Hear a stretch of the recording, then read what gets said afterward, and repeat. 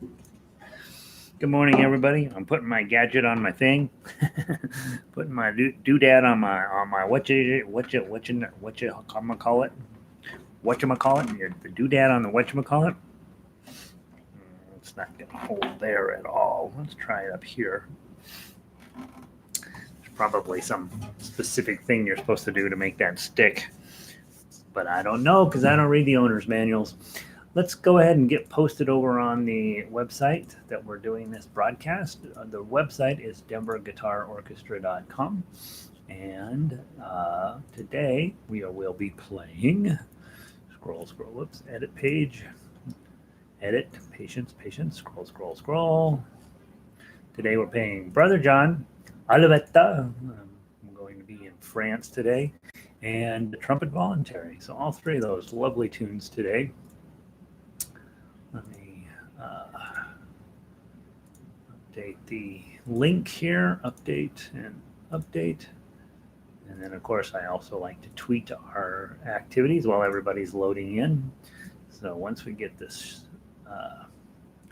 once we get the link working properly, then I go tweet while you guys get settled in, get tuned up, get ready to play.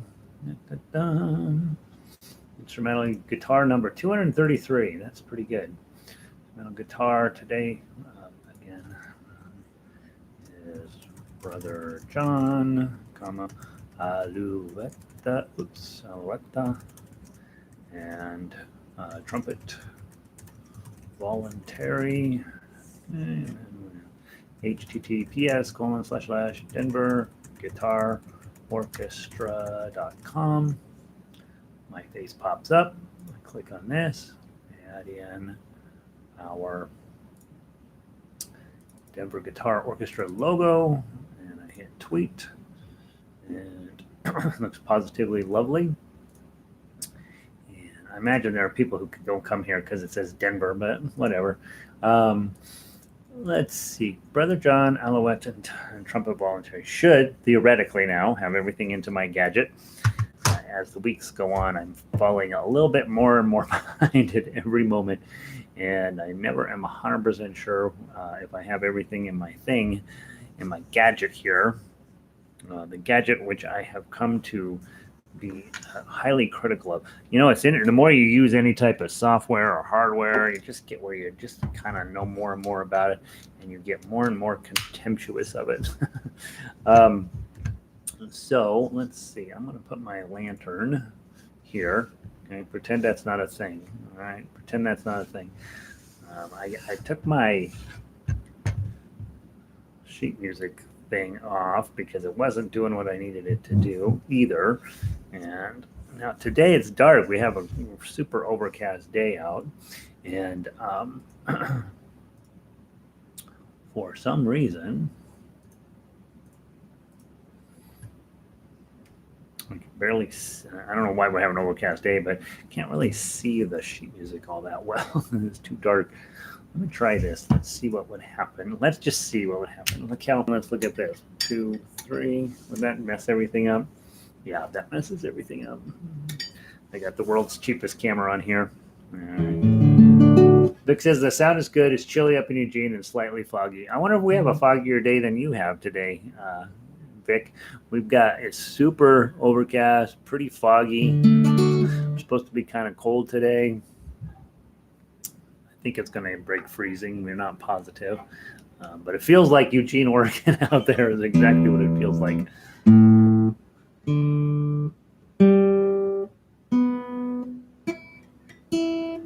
That sounds pretty good. Sounds like we're in tune more or less. Evelyn, lightning and lighting. The lightning sounds good. Lighting and sound is good. 69 degrees and sunny in beautiful Cuenca. A little jealous of you today. A little jealous of you every day. All right, so let's get going. Brother John is our first song of the day. We have played this all week, and remember, tomorrow is our last day of the week since I won't be here on Friday. And I should be able. I think I posted the whole all of next week as well. Let me double check if I did that. I believe that you have all of next week posted as well. You do. So after tomorrow, where we'll play our weekly end of the week concert, and then we will. And then Thursday night we have more Beatles. I have not finished the new Beatles tune for Thursday night. I'm hoping to get to that this evening. And then, of course, you guys are waiting on Super Secret Tabbed song number 3, and that will encourage me to send out an email to the entire list of other stuff that's going on. And so I am hoping that you will join us both tomorrow for end of the week concert, and then tomorrow night for our Beatles get together. Nothing on Friday or Monday, but I did post the next week's song. So we've got next week Buffalo Gal.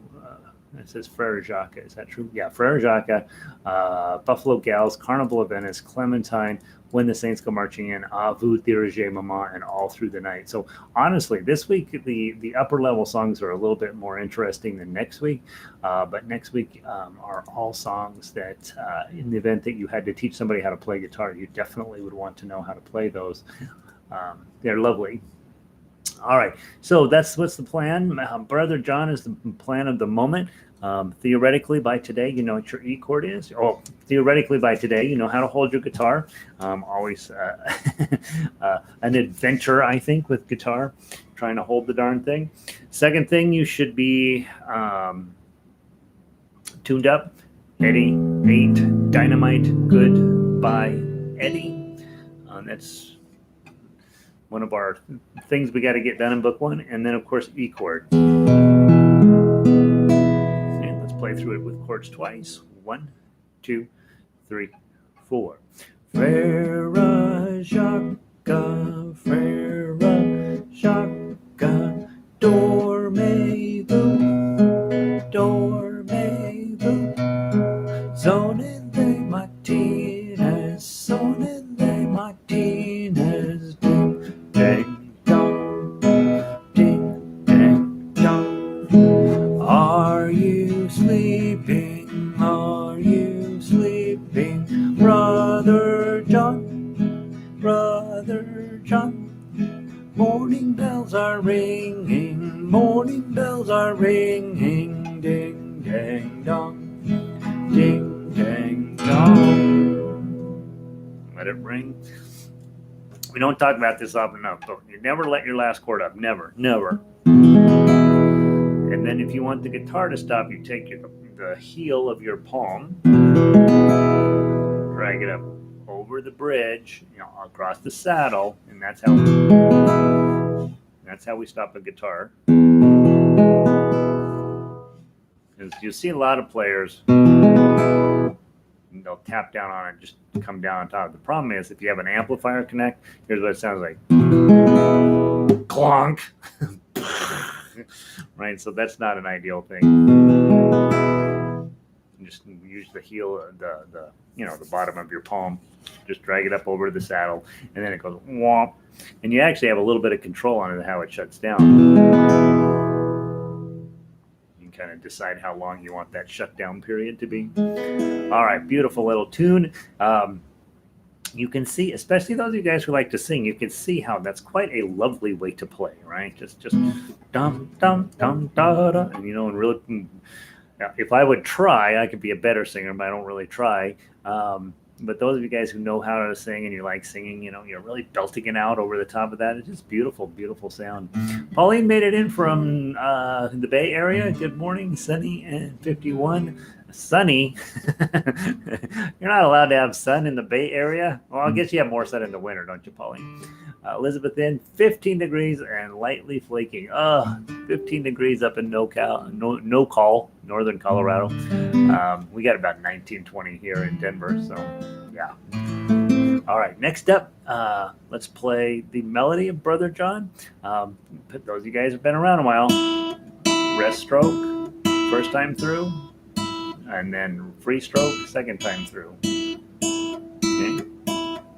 If you've really been around a while, don't do your index middle, do your middle and ring. That's hard. I don't like that. It makes me sad. I'm going to use my thumb. 1, 2, 3, 4.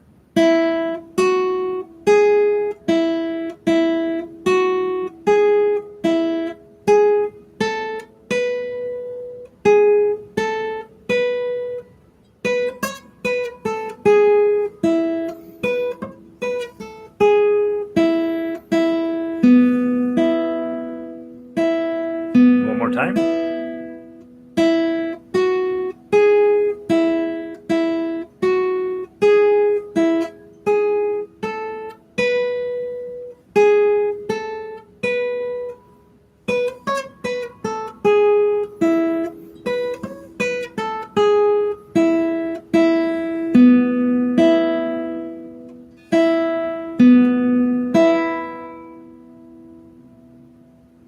Still ringing. Put a little heel of your palm on there, make it stop. All right, and then finally, so if you're book one, that's it. That's where you stop. You're like, okay, I got to learn my E chord, and I got to learn how to pluck that melody out at that speed. Right? That's a fairly normal pacing. That was about 80 beats per minute, and you are, if you can get those two foundational skills, you're doing excellent. Okay, those of you guys have been around a while, you love your tough acts. I do too. That's why I'm here. I love it. We're going to put this together as an example of where you're headed. Now, these one chord songs are much harder to play tough acts wise than the other songs, and so I don't recommend necessarily if you're in book one even trying the tough act songs. They're just a little too wonky to have newer players being demoralized by. We've got things to demoralize for you in books 2 and 3. So this is just to show you what can happen when you combine the chords and the melody from the top, 2 times through, 1, 2, 3, 4.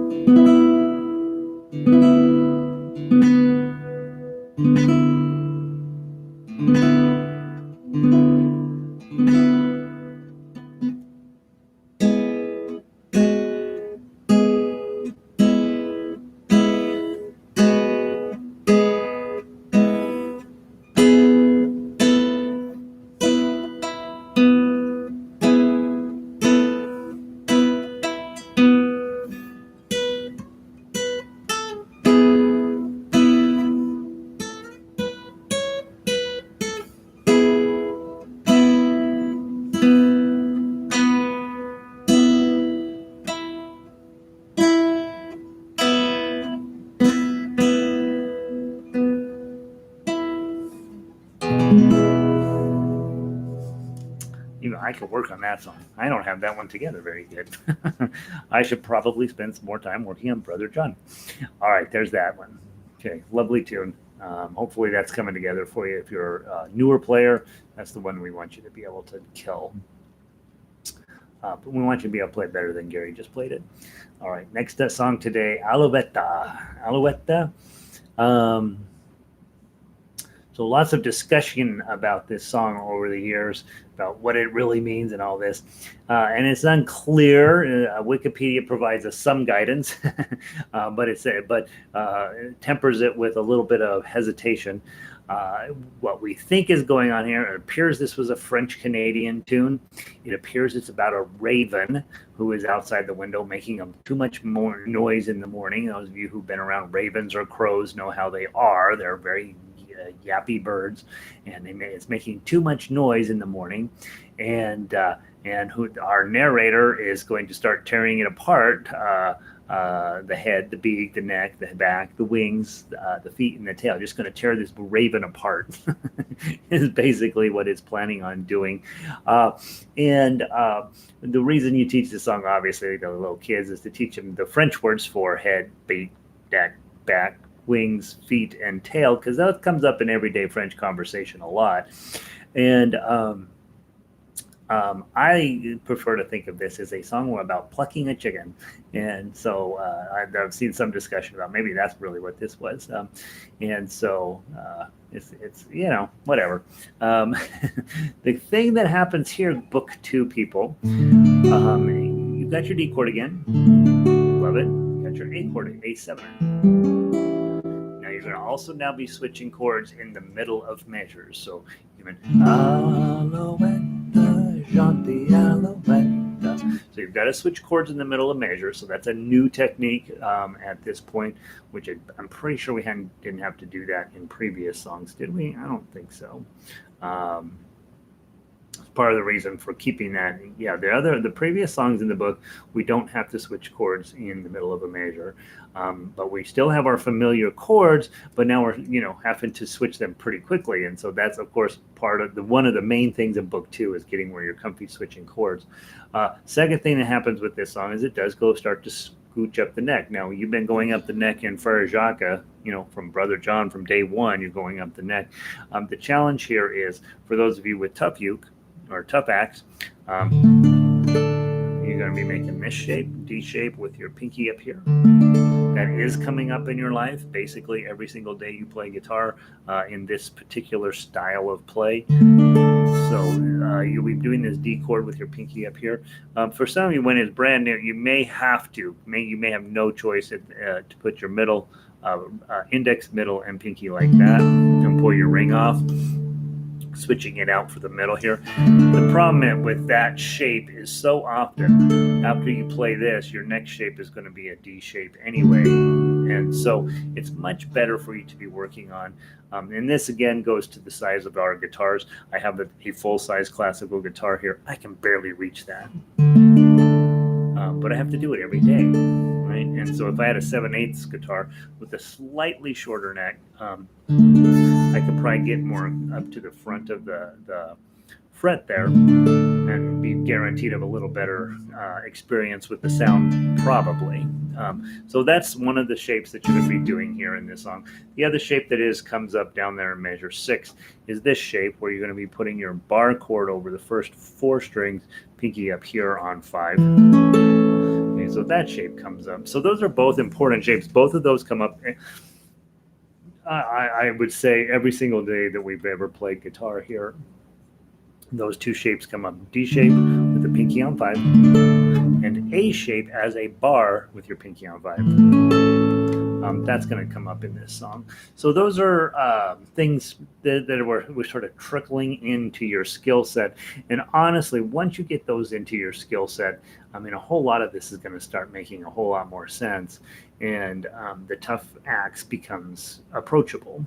Okay, so let's take a look. Let's go through all of the ways of playing. First, let's sing it. Let's grab a D chord. 1, 2, 3, 4. Alouette, gentille Alouette, Alouette, je te plumerai, la tête, je te plumerai la tête, et la tête, Alouette, Alouette. Oh, Alouette, gentille Alouette, Alouette, je te plumerai. And from my French background, I took 2 years of French in college, like you were required. I got okay at it, and I haven't touched it. The only thing I use it for now is crossword puzzles. But Alouette, you want to give it a little w on there, give it a little bit of extra stuff. I often will put even a V sound in there. Alouette, you want to w. Alouette, gentil. It looks like gentle on there. Gentil, Alouette, gentil plumerai, and with that re, gentil plumerai, and you want to give some sound to it. Think of yourself, put on a beret, smoke a clove cigarette, wear something plaid, and you're in a French cafe, and the more you can sound like Pepe Le Pew, the easier it is to speak French. Gentil plumerai. La tête, le bec, le cou, le dos. You don't pronounce the S on the end of those words. Le dos. Les ailes is wings. Les ailes. And when you have les, you pronounce it as les ailes.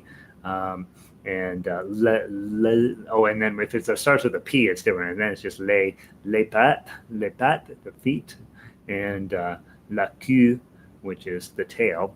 Je te plumerai la tête, je te plumerai la tête. Alouette, Alouette. Oh, now don't go too fast in major 9. A lot of times we go, oh, we don't want to do that. Oh, Alouette, gentil, Alouette, gentil, blue marais. So there's your French lesson for today. See how lucky you are for not only learning how to play fingerstyle guitar, but also learning French at the same time.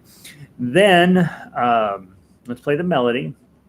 Looking at the melody, I don't see any ones, so the ideal thing would be to do is think about playing in second position with your pinky on 5. That way that's covered. And I believe there's one spot down there, measure 6, where you're going to slide up to 7 and then slide back. It's probably the smart way to handle that. Let's give it a try. 1, 2, 3, 4.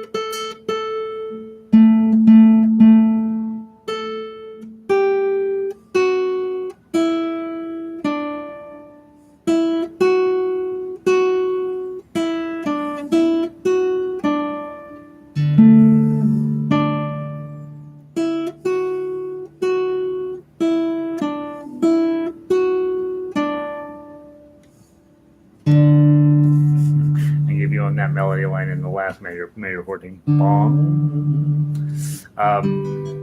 Again, one of the reasons to study melody, those of you who are newer, is just to get the song out and use your thumb. Those of you guys who have been around a while, you're working on your index finger. More fun than scales, right? They're way more fun than scales to do,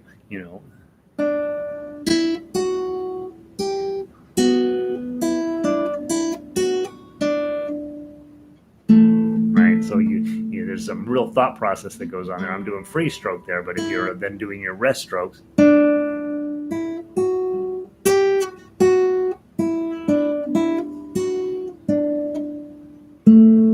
lots of string crossing there. Some are easier than others. Oui. See, Vic has already become a French woman. Oui, oui. She says, "Clove cigarettes. I still have some of those in my car glove box." When I was 16, here's a story. When I was 16, there was a coffee shop here called Muddy Waters of the Platte. It was the first kind of espresso bar in town, and it was in a bad neighborhood, which is now a neighborhood where they house millennials. But at the time, it was a terrible neighborhood, and we'd go down there, and there was a little couple cafe tables out in front. Didn't open until 4 p.m. because the health department closed at 4 p.m. So they didn't want to follow any of the health department rules, or I don't know if they did or not, but they didn't. But they opened late so that they wouldn't have to deal with health department issues.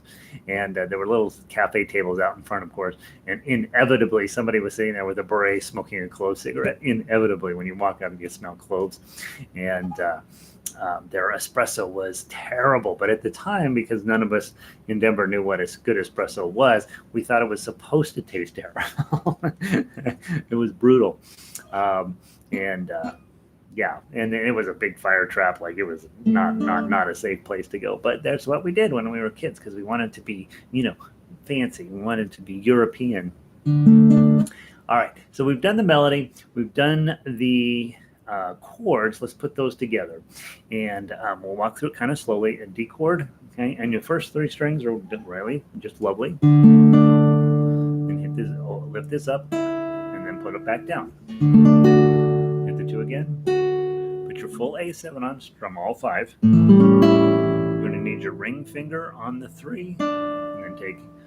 You can leave it there for a second anyway, and then now you're going to need it down on the 2. And you can always make a choice. Sometimes using your ring finger makes sense to do the job. Sometimes sliding your middle finger up to do the job might make more sense. And also sometimes just adding your pinky on might make sense. All of those are okay. Depends on the situation, what your particular body wants you to do the most. I'd say generally speaking, pick a way of doing it and stick with it until it turns out that the speed of the song no longer allows you to do your decision, and then you can adjust it. So in this case, if I'm coming in, I'm thinking, all right, I'm probably going to use my ring there. Well, then now I got a problem. I got to get my ring finger over here. Okay, so maybe that's not the best choice. Maybe I'll do ring and then drop my middle finger down there. So you kind of make decisions based on your current speed level, and then as you get faster, you may have to modify those decisions until you come up with your perfect way of playing it. And then obviously once you find that, then you don't change your fingering ever. All right, so measure 2 again, A7, 3, open, 2. And then you slide down to your D chord. So probably makes some sense to drop your middle finger down to play that 2 in the middle there. Okay, measure 3, same thing, go.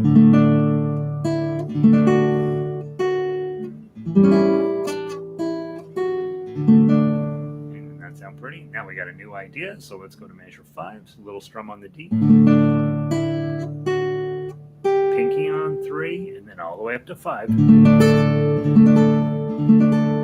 Change out to a bar on your left hand, get rid of your D chord. Now you're on an A chord. Now you could, if you have the long enough fingers or a small enough guitar, to actually do a real A7 here. You'll get a little more tension, but because that's really hard to play, I switched out to a regular A chord, and you miss the tension a little bit, but not that much because you're really focused in on the melody here. You're going to have to bend in the chord to get to the 7, drop it back, come back to the 5, and back to the 3, and then your D chord comes on. Middle finger up, and then 0, 2, 3. A chord. Don't move anything.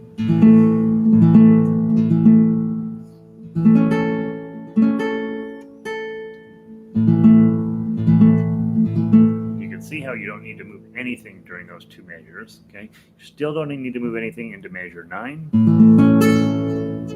Change it out for your middle finger on the 3. Get rid of your middle finger. Put a regular A chord on, or you can even put a regular A7 on. Get to create the additional tension, and then a D chord.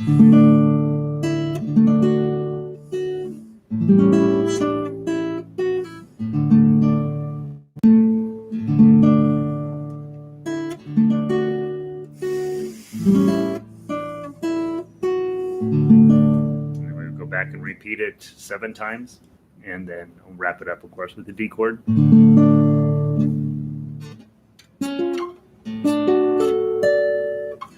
All right, I gotta put a dot on 10. That's what I gotta do. All right, let's play it from the top 2 times through. Yeah, any way you want to play it. If you're into tough acts, do your tough acts. If you're into, if you're actually legitimately in book 2, probably melody is fine.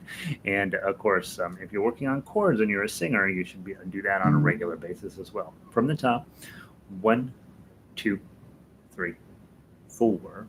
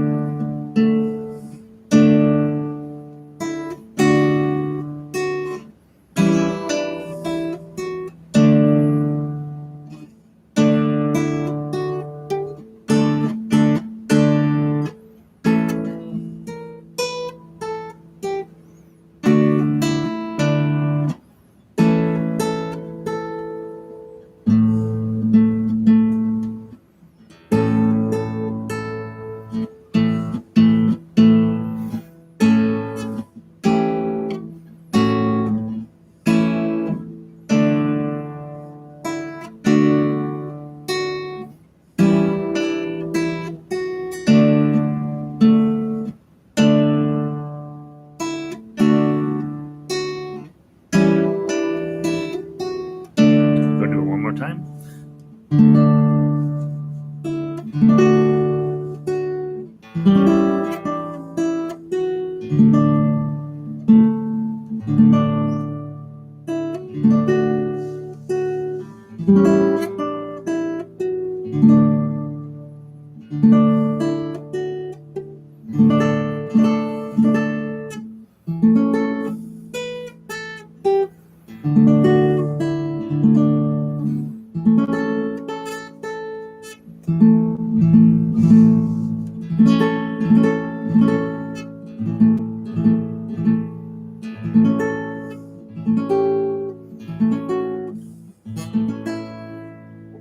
second, and then go.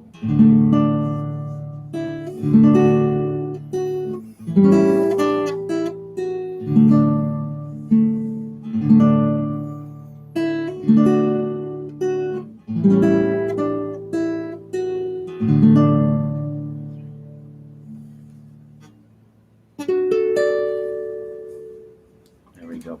Nice song, right? Lovely. Absolutely pleasant to play.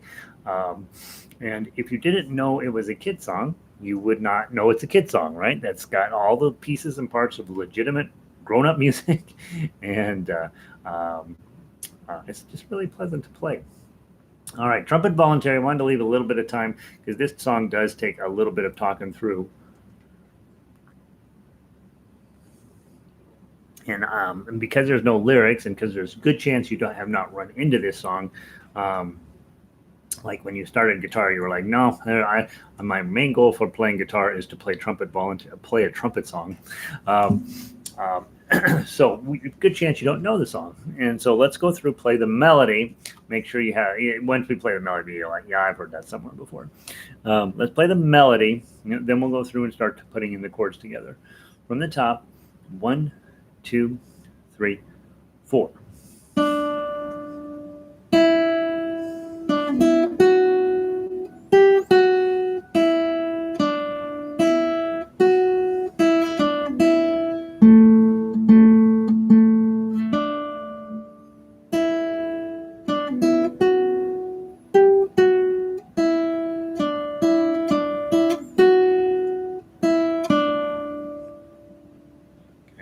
And then go into the I misread my repeats. I saw that big double bar there with a fine, and I thought, oh, I got to go back. I do not have to go back. I'm going to write a repeat bar on here. You're going to play all the way down to 16, and then come back to the top. So it's 0 through 16, 0 through 16, and then you're going to come, or 1 through 16 in this case. Then you're going to come back and you're going to play 1 through, not 16. Yeah, 16, right? 1 through 16. The second time you come through, you are going to play 1 through 8, and then you're going to jump all the way down to 17 and play to the bottom. Okay, so 17 to the end. And then at the end, you're going to come back up and play 1 through 8 again. And then, and that's where you stop. Okay, so we've talked about it before. Hopefully by level 3, we've run into it once or twice. But the way to read this, of course, is to take a little bit of time before you start a piece of music and be like, all right, where are the repeats at? Because I know they're there. You come around and you're on page 1, right? And you did exactly what you're not supposed to do. I give that double bar. I'm like, okay, that means something. But in this case, I roll right through it.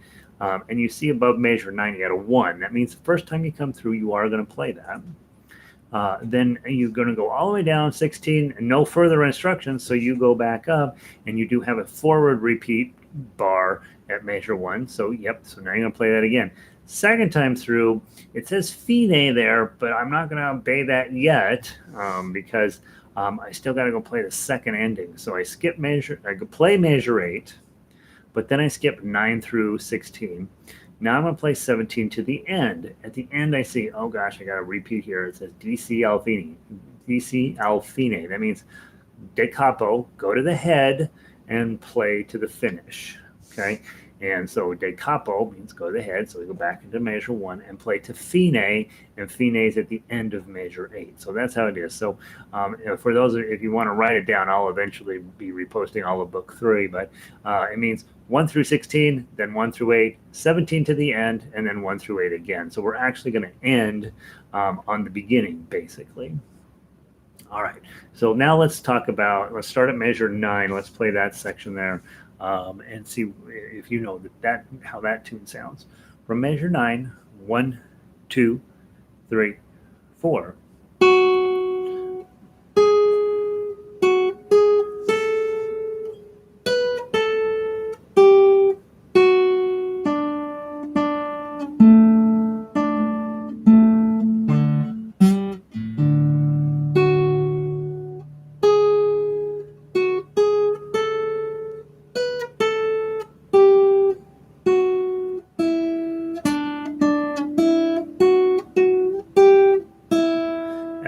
16, I should mention, major 16, I put in the whole entire tough acts through there. Just play the 0. Just play that very first 0. Ignore the rest of that stuff.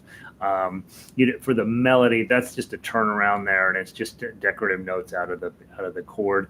So if you just have a 0 and erase all the rest of that nonsense, that'll be fine. When we get to tough act, we'll add in that little fancy stuff. Okay, so once you get there, you go back, come back, you play through major 8 again. Now we're going to jump down to 17. 17 is where this song actually really shines. So let's play it 17. 1, 2, 3, 4.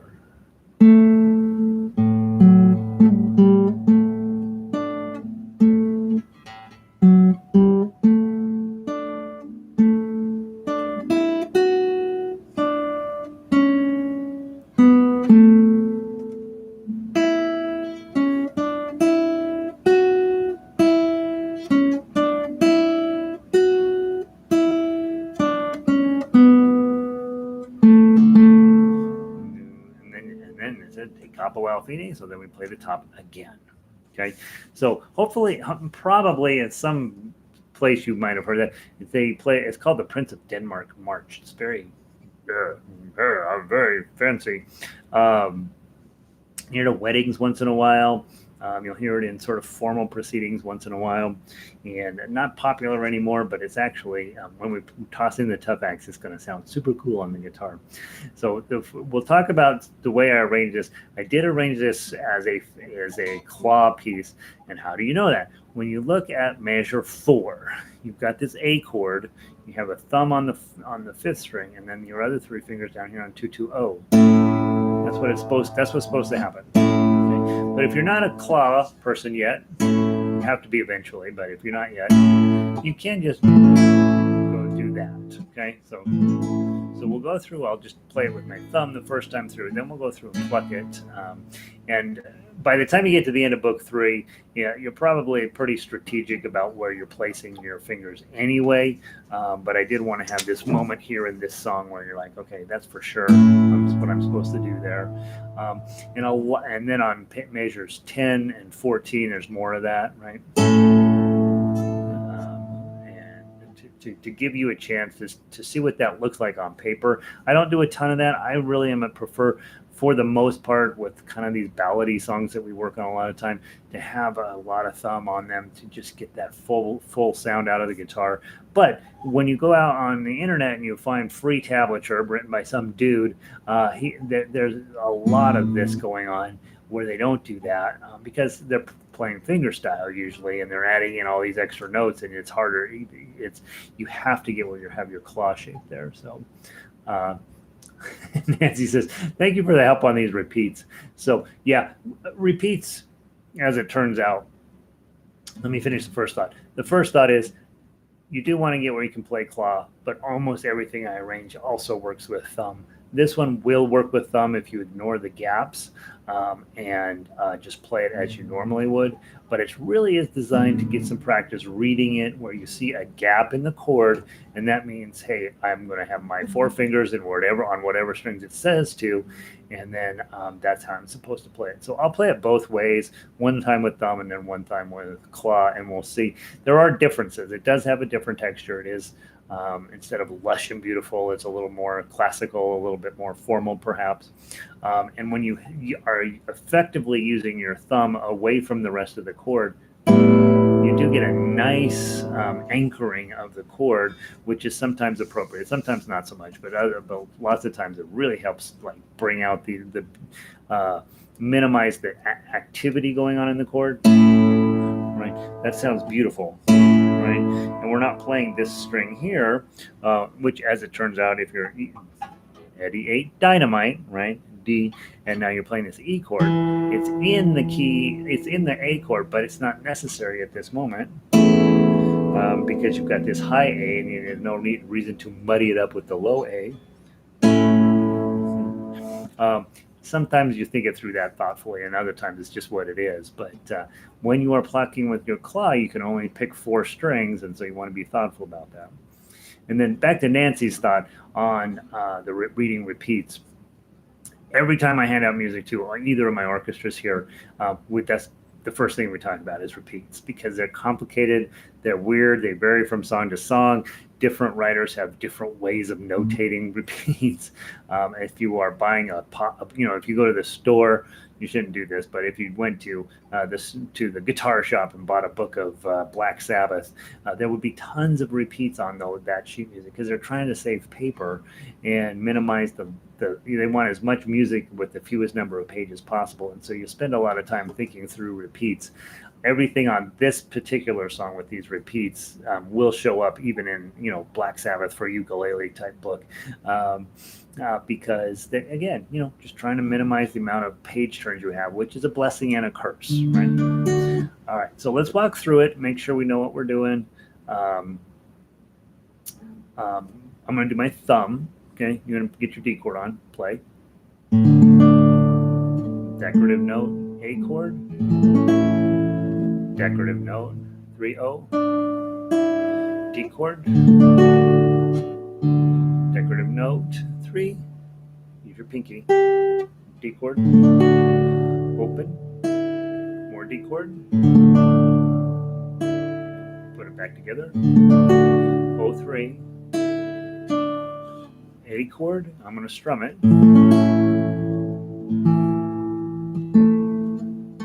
Those are basically decorative, okay? Just filling up the space. That's generally treated as a whole note, but somebody else in the band is going to be putting in some doodly-doos. Now you're the entire band, so. Okay, measure 5, same idea as the beginning.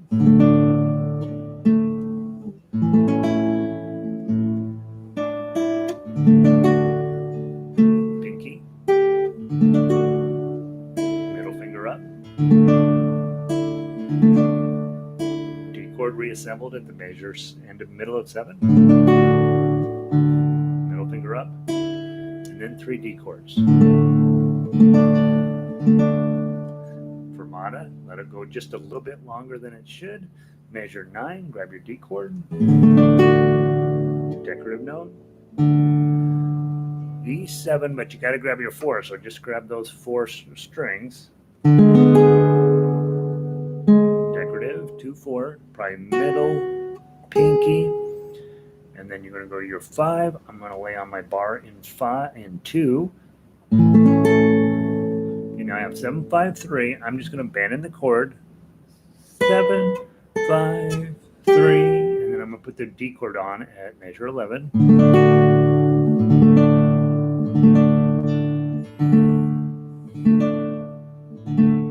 0-4. 0-0, and back to your D chord.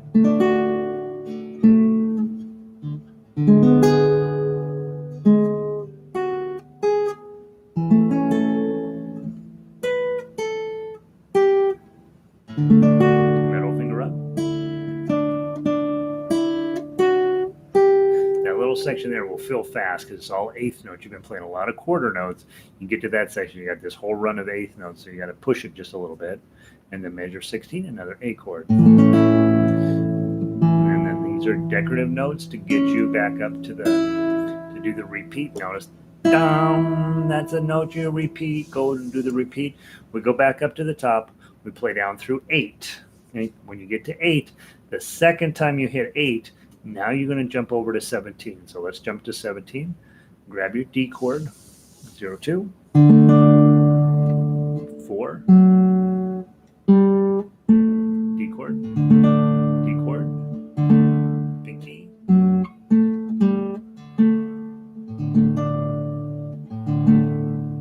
then measure 19, middle finger up, and right back down, A chord, bong, A chord, grab that 2, probably with your ring finger,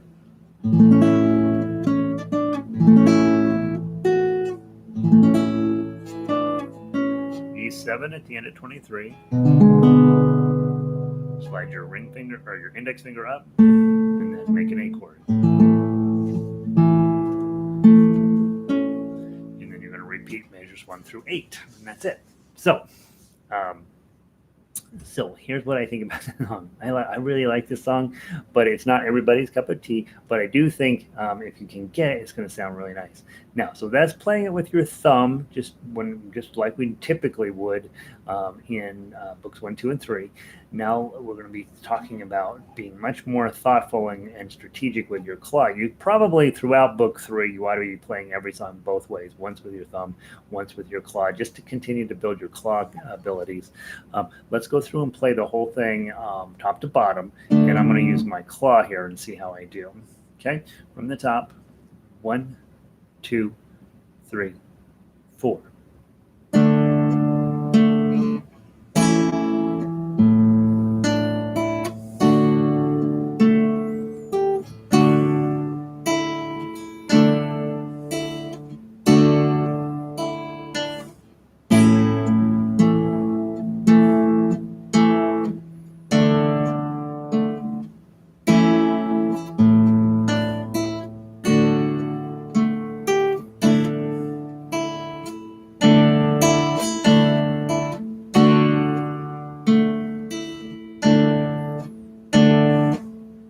Going to measure 9.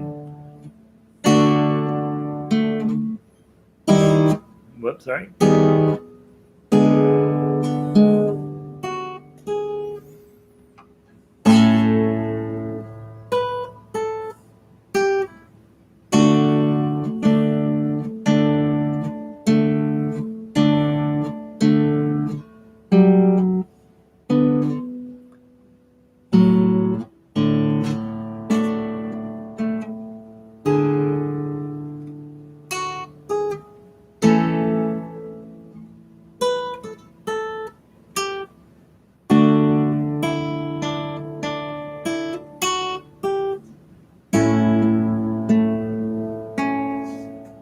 Back to the top.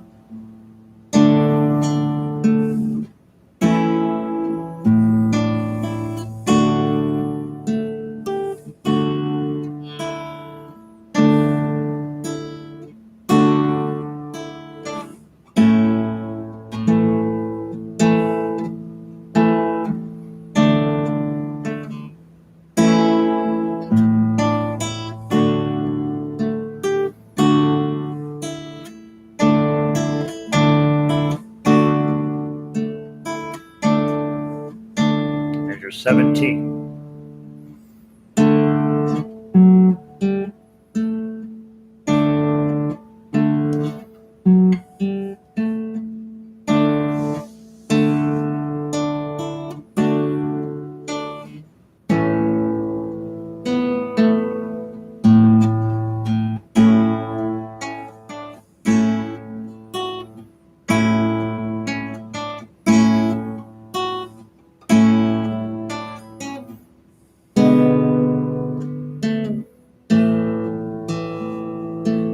Back to the top for the last time through. Go.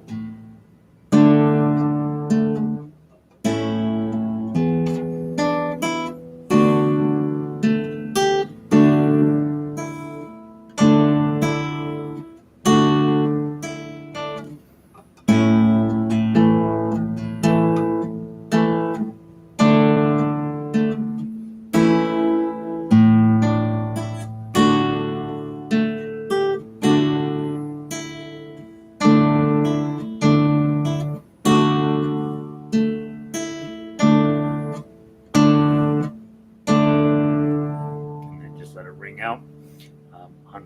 Tomorrow, I need to play measures 9 through 16 a little better than that. But you get the idea, right? With just that how that claw picking can really make things sound regal, a little more classical, a little fancier. Hopefully, you're having fun with that. Okay, that's it for today. Tomorrow, remember, is our end of the week concert. We will play the scales. By the way, guys, I've been really digging into Segovia scales because I'm required to, and I would say that they are highly, highly, highly overrated at this moment. But there are some things that are really worth worth studying and talking about. So we'll probably we're on A major scale. I think we have one more scale on this with. Let me double check. I think we have one more scale on here next week. So next week we'll do the E major scale, and then I think I'll give you at least the C major scale with Sokovia.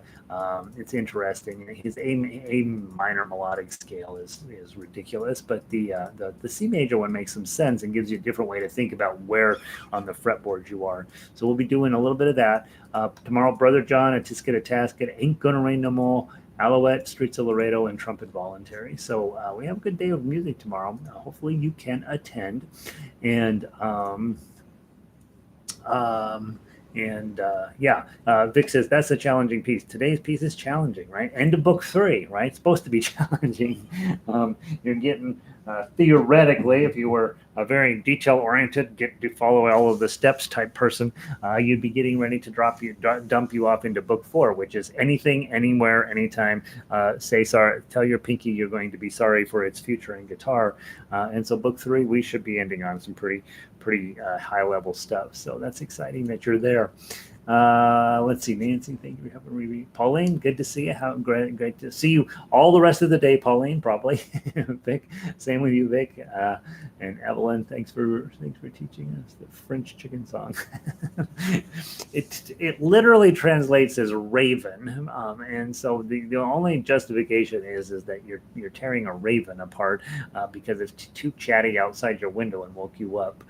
None of that's in the song, right? But you can picture a scenario where you would be plucking chickens and needing to sing a song to keep your activities going together. So could be. We always were taught it was a chicken, but the literal translation is raven. The good news is the author is not known, and so there is no definitive answer on what to do with that raven/chicken. You're welcome, Evelyn. Nancy, great lesson. Thank you, Nancy. Good to see you. And Elizabeth, all right, see you soon. All right, guys, I'm headed off to harmonica class and then a couple ukulele classes, so I will see lots of you guys later on in the day. Otherwise, guitarists, I will see you tomorrow. If you're logged in and you wouldn't mind hitting the thumbs up, that's, I don't know, apparently that's supposed to help, and I will see all of you down the road.